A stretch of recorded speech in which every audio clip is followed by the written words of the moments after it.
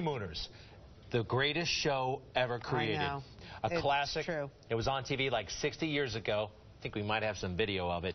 Anyway, that's Audrey Meadows. She played Alice in the show. Yeah. And I guess her Emmy Award is in the news. From 1955. It's up for auction in Boston. So the year following her Emmy win, The Honeymooners became the first spin-off in television history. The auction includes 2 related original Western Union telegrams to Miss Meadows, including one informing her of her nomination and one from Jackie Gleason. That guy was Dave Garroway, by the way, in that nightclub picture.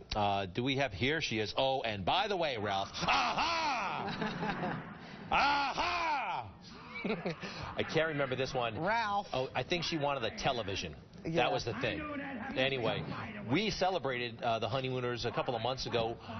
Mike Woods pulled off an awesome Norton. You were great as Alice. I felt simpatico with Alice. And finally, my weight worked with me. Good Day Fan of the Hour brought to you by Mazda. Driving matters.